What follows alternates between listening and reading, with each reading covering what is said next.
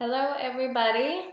If you are East Coast, it is a late night for you. If you are not East Coast, it may not be super late. But I finally got to go live today to kick off our summer inventory challenge. So if you're in the group, you've probably seen me post about it. If you get my emails, then you've seen it.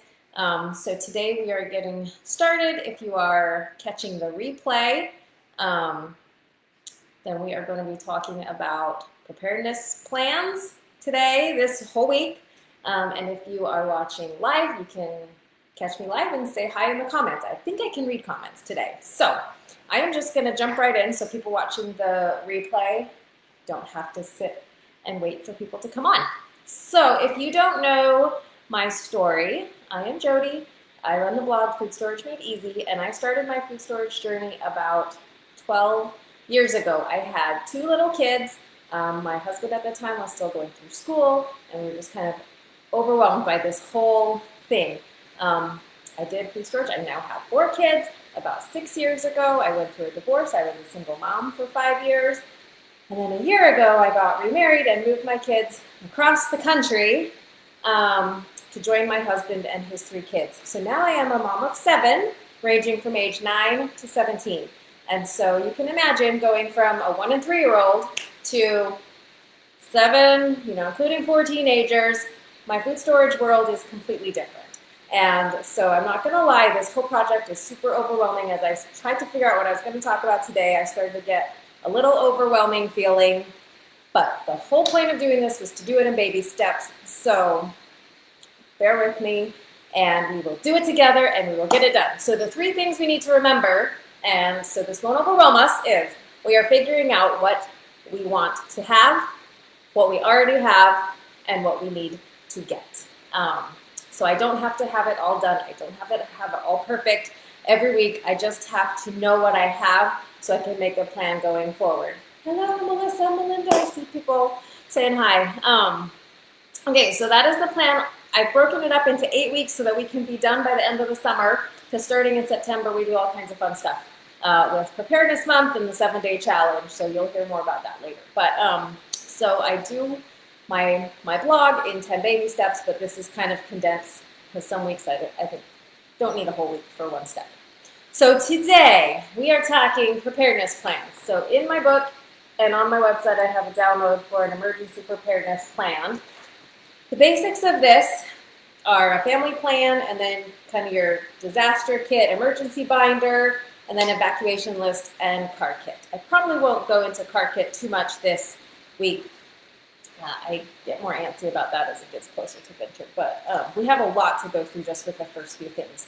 So your family plan is sort of if your house burns down, where you're going to meet, what are the emergency numbers for your kids, what are some out-of-state contacts, things like that. Obviously, in moving, I have not updated a plan, so that's on my list. That's pretty basic. So what I really want to dig into to start is 72-hour kits. So we have a list of stuff that you should include in a kit in this handout. But I kind of wanted to chat a little bit about different schools of thought on disaster kits. They call them different things. Bug out bags, 72-hour kits, disaster kits, 72-hour food kit. It's sort of, you'll hear different words. So when I first started my food storage journey, I just wanted a checklist of things to buy that I could check off on my list, and I had my bag. I had my food, whatever.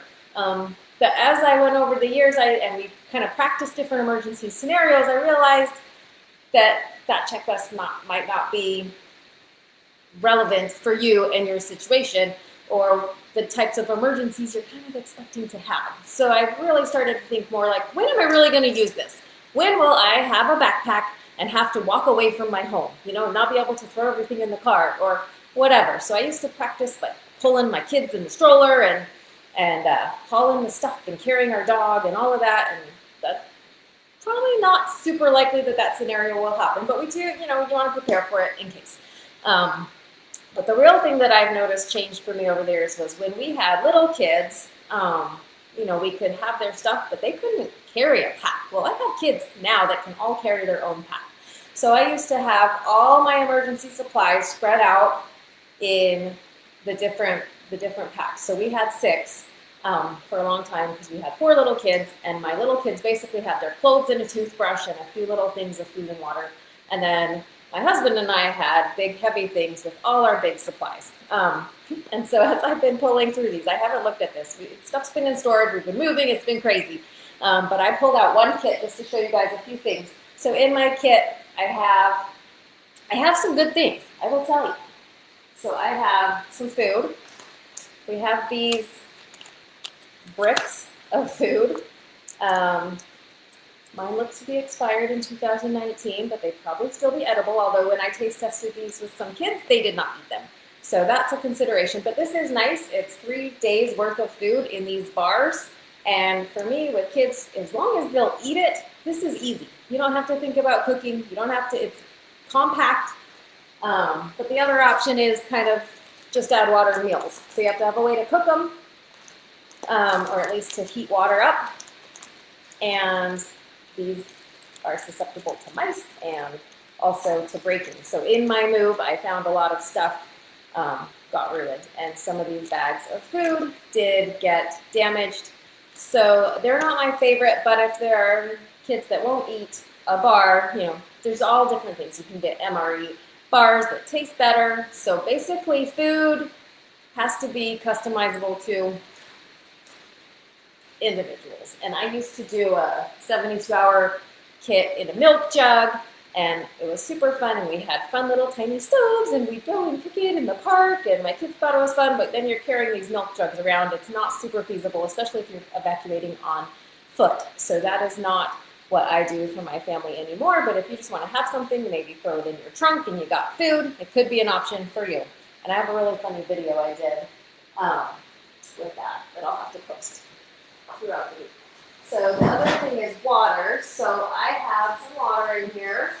I have these pouches, which again, I had so many of these break in my move.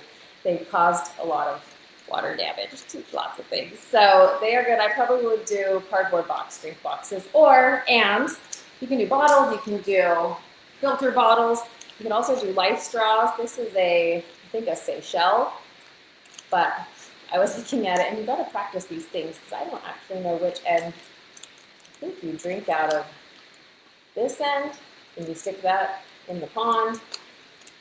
You can drink out of this and have unlimited water. So you want to have a water source. We also have a UV water purifier.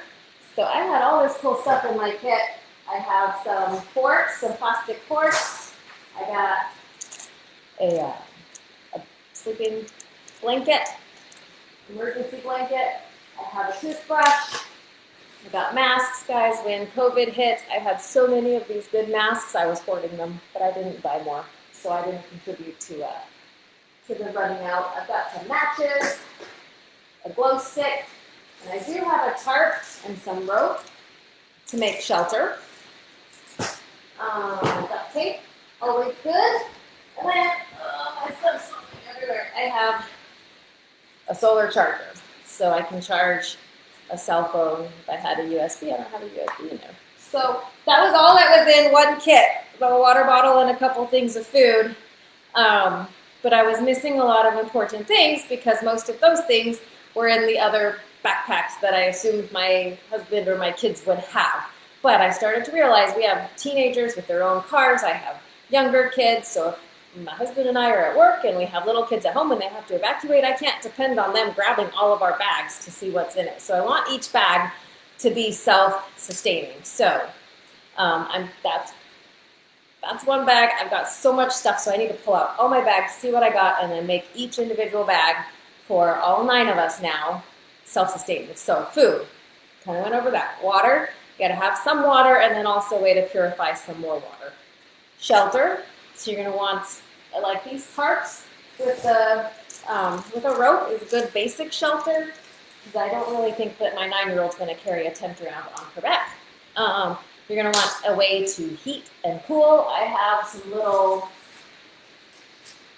foot warmers, like, you know, those things you stick in your mittens, and you can do little sterno cans for a little bit of heat. um, warm clothes, so each person should have some clothing in their bag, and then you've got the emergency blankets and a way to make a fire. In terms of staying cool, that's not as easy. You can have some battery-powered fans that might work for you. You need communication, so every bag should have some kind of a crank radio or something that you can charge with a solar kit so that you can hear what's going on and even try to communicate that way. Every kit should have first aid. I don't have a single thing for first aid in this backpack. I have lots of it in other backpacks. And then light, so you're going to want to be able to see at night, especially in winter if it's when it's dark earlier.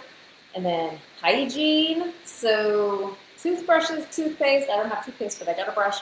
If you have girls, then you can pack feminine supplies in the girls' bags. And so again, another reason why to have individual bags, self-sustaining, customized to the person, I feel like is going to serve my family much better than what I've had in the past. And then protection. So whether that means a gun, a knife, a mace for, the young girls, whatever is comfortable for your family. I don't think I would just keep a gun in a 72-hour kit, but maybe if it's locked in a safe inside your kit. But whatever, I think at least a mace should be in there. And then in terms of food, you might also want to have food, like a way to get more food. So traps or fishing line with some hooks. I have some of that in some of my other packs as well. But like I said, I was assuming our whole family would be together in an emergency. And as the more I thought about different scenarios, I realized that more than likely is not going to be the case. So I don't want to depend on, Mikey's bag has this and we needed that and he's not with us. Or if you get separated in an emergency, that could be a problem as well. So that's kind of a disaster kit. It is a little overwhelming, but like I said, I'm going to make my plan of what I want in each kit. I'm going to inventory what I have and then make a list of everything that I still need to get. So those are the kits. And then you also need to do an evacuation list. So my evacuation list includes a dog that I don't have anymore, but I have a different dog. We also have a gecko and 2 hamsters. So I don't know if we're going to try to haul those out. We got to figure out a plan with pets. And then you just make a list. I asked my daughter the other day, what would you grab in an emergency? And she's like, oh no, I don't really need anything. Like, it's not anything that's not replaceable. So in her mind, like, everything's replaceable. I have some sentimental things that I would grab if I could, if I had the time. And so I have a list of what I would grab if I have time. And then you just go down the list instead of when you're in that situation, panicking, grabbing random weird things.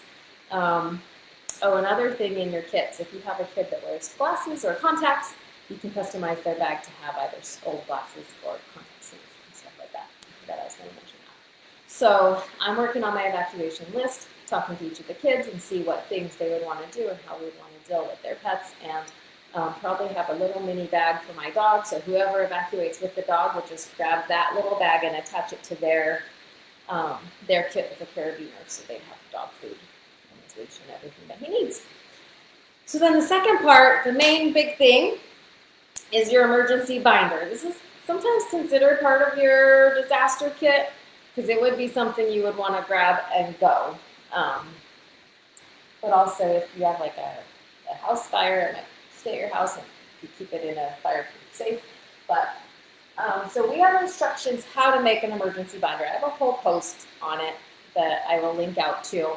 There's also some instructions in this plan, just very basic, but it's basically collecting all your family's important documents in one place so that it's in an emergency, you grab and go and you've got it, because it is the worst thing to have to replace all of that. It's terrible. So the thing I use for my emergency binder, and this is actually our giveaway for this week, it is called a Prepare My Life Planner. And when I first saw these, I thought they were really expensive for something I could make myself. So of course I tried to make it myself first, and all my papers fell out of everything, and it didn't feel very secure, and I kind of felt overwhelmed with it. But I love in here, it has every different type of document. It has a pouch with a zipper. Your social securities have pouches that fit exactly your cards. So this is another project that, after moving, enrolling kids in new schools, having to file paperwork for marriage licenses and divorce paperwork and traveling, I have stacks of stuff that needs to be put into my binder. So this is not as much a to buy or whatever, it's just I need to do this. And I do need to figure out a plan, so depending on your family situation, so we now have kids in different households, and so I have duplicate copies of my kids' birth certificates. When they were born, I got 2 for some reason. So I can have one, their dad can have one. But that's something I'm working on with my husband for his kids, because all of theirs stayed at their mom's house. And so I would like at least to have copies here in my plan. So I love this planner. It has a whole, walk you through your whole family emergency plan. So some of it is a little bit redundant, but it also does a lot of good stuff with your home inventory. And so a lot of if your house burns down, what do you have? What are your important, or what are your valuables? You can document all of that in it. But also you can keep all your insurance, all of your kids' vaccinations. You can keep just any of your household stuff that would stink to lose. Put it all in one place. So I have these available for sale, but I am giving away 1 free this week to anybody who participates. So how do you participate? You can comment on the lives. You can email me what you're doing or your progress. You can send me pictures. I know some people don't like to post pictures of their preps. That's totally fine. You can send them to me and I might post them anonymously. You can comment in the group. You can share, that you're done. You can leave your own posts in the group. You can comment on Instagram. I'm going to try to do more stories, kind of showing the background of what all I'm doing behind the scenes with everything along the way. So basically, be involved, do the planning, do the inventory with me, and you may win a prize. So the more that you do, the more likely you're going to be flagged to win a copy of this awesome planner. And so watch your emails tomorrow. I was going to try for tomorrow morning, but it's late tonight. I don't think it's going to be ready till tomorrow. So, Brandy, your power just went off there. We're not to powerless stuff yet, but we'll get there. So yes, do all of your stuff. Do your inventory with me. We're going to do it together. It will be okay. Don't get overwhelmed. We're going to do it in baby steps. You don't have to have it all done this week. You just have to have a plan. And, so I was saying, so tomorrow night will probably be when the email will go out. So watch your email. I'll have links to a lot of the stuff that I talked about in the video. I'm going to post a video on YouTube, so if you don't do Facebook, watch it on there. So you'll get a replay of that. In the email, I'll have details about the giveaway. So if you want to try to win, you can. If you want to just buy it, you can. I love mine. In the beginning, it was an investment for me to get it at that time in my life, but I have never regretted it. I use it all the time. It has a nice handy carrying thing, so I can grab it and run. It's high quality. It's great. And you can reprint all the stuff because my life has changed a million times, so I have to always reprint the sheets for filling in all my family information. All right, so if you have any questions, if you're jumping on late, you can leave them in the comments in the live, or if you're watching on YouTube, you can leave them there. I will try to keep up with everything. I am a super busy mom of 7. I'm doing my own projects, so if I'm slow getting back to you, I apologize in advance, but I do my best. And I will catch you guys next week on Monday. We'll try for Monday night. We're trying Monday nights for the lives, Tuesdays for the emails. Follow along, participate, share your stuff. The more that you share, the more we all learn from each other. Because I shared what works for me. I shared what is my thought process behind what I'm doing for my family and my ages. But if you're in the baby phase, your situation is going to be very different. And so hopefully some of that stuff I said before of where I was might strike a chord with you too. So yeah, if you have any questions, let me know. I will be on for a little bit, but it is getting late here. So I will catch you guys tomorrow and watch for that email tomorrow. Happy Monday. Hope you all had a wonderful holiday.